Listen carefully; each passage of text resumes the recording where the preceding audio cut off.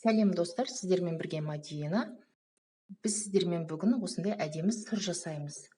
Ең алдыменен 1 литр сүтімізді осындай ыдысқа құйып аламыз. Менде дүкеннің сүті, қолдың сүтін жасасаңыздар да болады.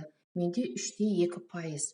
Оның үстіне осындай 1 ас қасық тұзды саламыз, араластырып, отқа қойып қоямыз. Содан кейін видеодағыдай жұмыртқаны бөлек ыдысқа осылай жарып саламыз.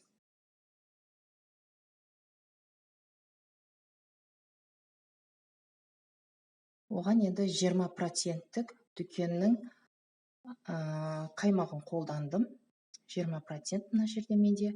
Соны салып араластырамыз. Мен венчикпен араластырдым. Венчик болмаса қасықпен немесе шанышқымен араластырсаңыздар болады.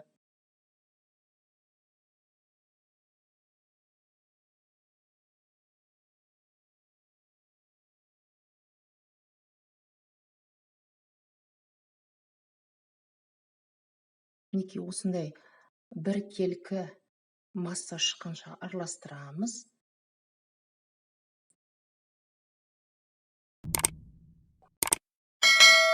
Бұл массамызды алып, сүтімізді қатты қайнатпаймыз. Қайнауға жақындаған кезде сүтіміздің үстіне құямыз.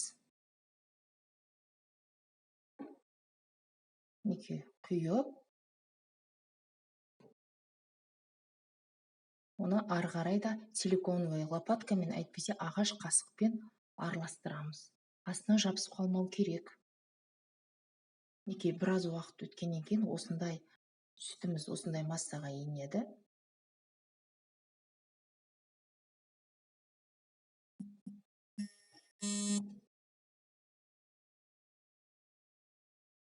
Енді 1 минут қана отта жақсылап қайнатып аламыз да, ары қарай осындай әдемі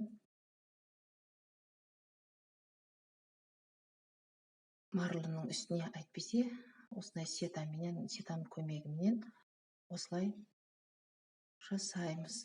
Қатты қылып сығамыз.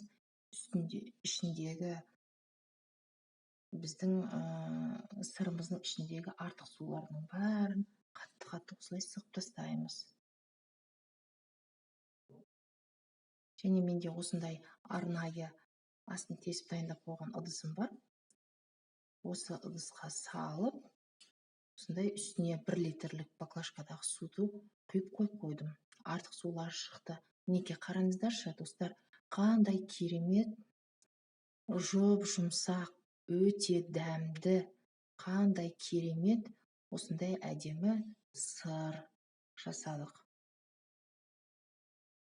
Балаларыңызға, отбасыңызға осылай жасап берсеңіздер болады. Дәмі деген өте дәмді. Құрамы 3 қана ингредиенттен тұрады, өздеріңіз көргендей. Сіздер де осылай жасап көріңіздер. Үй жағдайында өте оңай.